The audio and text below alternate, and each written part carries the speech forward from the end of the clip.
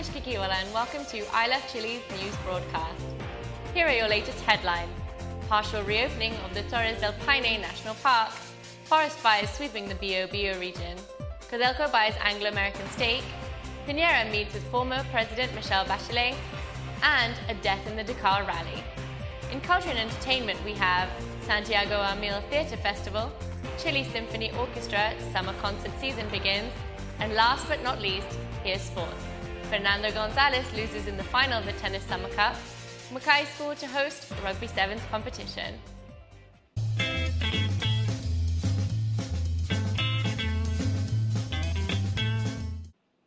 The Torres del Paine National Park was partially reopened last Wednesday, 4th of January, following a week of forest fires that destroyed 14,500 hectares of land.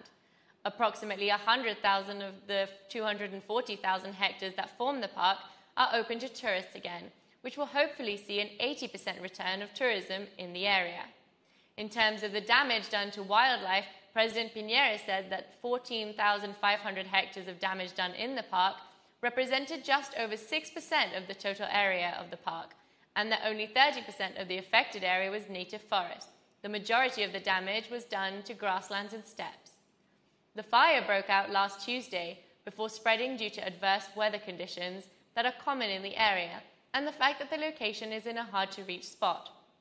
By the new year, 753 firefighters from Chile, Argentina, Uruguay and the US were working towards extinguishing the fast-spreading flames. A 23-year-old Israeli tourist, Rotem Singer, was held as a suspect for starting the fire due to negligent behavior. Although the Israeli embassy has declined to get involved with the legal proceedings, Singer has now found another lawyer. Elsewhere, forest fires in the Bio region have left over 170 homes destroyed, 28,300 hectares of land burned down, and one man dead. 500 people have been forced to evacuate their homes while firefighters attempt to contain the blazes. Hundreds of firefighters are combating 20 separate fires in the region, which has been named a disaster zone in order to enable the government to release funds to aid those whose homes and farms have been destroyed. The spout of forest fires sweeping the country have largely been down to the unusually dry summer and strong winds which make it difficult to contain the flames. However, there have also been suggestions that the Bio forest fires are the work of arsonists. This revelation, alongside the damage done in the Torres del Paine National Park, has led President Piñera to propose tougher sanctions for those who cause forest fires, both intentionally or through negligence. He also expressed the need to devise an action plan to enable a more speedy and effective response for future outbreaks of forest fires. The battle between Codelco and Anglo-American continues, as Codelco have announced that they will take up the option of purchasing a 49% stake in the Anglo-American Sur project, which includes a Las Bronces mine. The two companies have been at war for months since Anglo-American allegedly violated their agreement with Codelco by selling a 24.5% stake to Japanese company Mitsubishi, thus preventing Codelco from being able to purchase the stake their agreement entitled them to in January 2012. It looks increasingly likely that the solution to the problem will be found in court, with Codelco threatening to sue and claiming that their right to the 49% stake is not tradable. Earlier this week, President Piñera continued his run of meetings with previous Chilean presidents, as he met with his predecessor, Michelle Bachelet, at La Moneda, to discuss political reform and international relations. During the nearly 2-hour-long meeting, Piñera said Bachelet gave him some very worthwhile advice, bringing up the need for educational and social reforms in Chile in order to make the country more just and equal. She particularly stressed the necessity of contingency measures to help those who will be most affected by the fallout of the international economic crisis. Piñera has now met with former Presidents Bachelet, Patricio Elwin, and Ricardo Lagos. He will be hoping to meet with Eduardo Frei Ruiz-Tagle soon. New Year's Day saw the Dakar rally take off for the 4th time in South America, beginning in Argentina's Mar del Plata. The 8,931-kilometer rally will see cars, trucks and motorcycles cross a variety of off-road terrain, passing through various countries before ending in Lima, Peru. The rally arrived in Chile on the 6th of January and will depart from Arica on the 12th of January. However, the start of the rally was marred by the death of 38-year-old Argentinian rider Jorge Andrés Boyle, who reportedly suffered a cardiac arrest following a fall from his vehicle in the first stage of the race.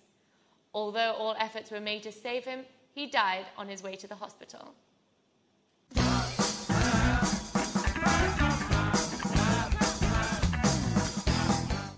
Hi, I'm Ali Jabry with this week's Culture and Entertainment News. The Performing Arts Festival, Santiago Mil, began its 19th run earlier this week. Lasting until the 22nd of January, the festival will see 73 events take place across Santiago, with the headquarters located at the Centro Gabriela Mistral. Performances featured come from all over the globe, with plays from Latin America, Europe, and the Middle East. This year, the festival will honor the 10th anniversary of the death of renowned actor and theater director Andrés Pérez Araya, who fought to make Chilean theater more accessible to all and who was a particular fan of street theater, a prominent feature in the Santiago Mil Festival. Meanwhile, Providencia Theater Festival is also taking place until January 28th. The festival, running for its 9th year, celebrates the best works of theater from the previous year. It will take place in Parque Bustamante, incorporating 16 different works of theater ranging from tragedy to comedy. Shows will run from Tuesday to Sunday with family showings at 6:30 p.m. and later showings at 9 p.m. This weekend, the Symphony Orchestra of Chile will launch their summer festival with a performance of works by Berlioz, Beethoven, and Brahms, conducted by Francisco Rettig. The performance will also mark the 70th anniversary of the orchestra.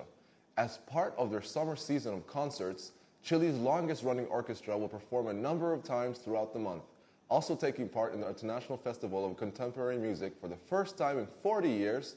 The season will close the last weekend of January with a performance of Stravinsky's The Rite of Spring, arguably one of classical music's most important works. Tickets for concerts are available on Ticketmaster.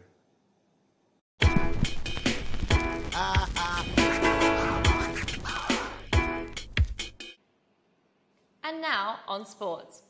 Looking to recapture the form that took him to number 5 in the world, Fernando González started his year at the Tennis Summer Cup in Punta del Este, Uruguay. After reaching the final, the bomber of La Reina faced Juan Martín del Potro of Argentina, currently ranked number 11 in the ATP rankings. After a long break due to injury, González has fallen to a ranking of number 298, but showed he is still a force to be reckoned with when he beat Gaël Monfils from France to win the Copa Santo Tomás in front of a home crowd at the Estadio Nacional in Santiago. However, the match with Del Potro may have dented the 3-time Olympic medalist's confidence.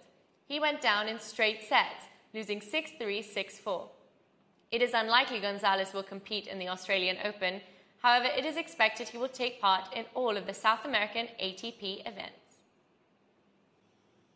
The McKay School in Viña del Mar will play host to one of the main events on the South American rugby calendar, the McKay Sevens. The competition will involve teams from Chile, Argentina, Uruguay, Brazil, and a South African academy selection.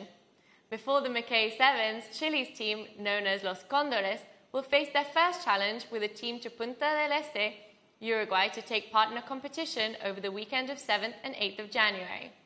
Aside from the version of Rugby Sevens that will feature in the Olympics from Brazil 2016, Chile also plays beach rugby, recently taking out silver in the South American Beach Games in Manta, Ecuador. That's all for now on I Love Chile's TV News. The I Love Chile newscast team are going on a summer holiday, so we will see you again in March.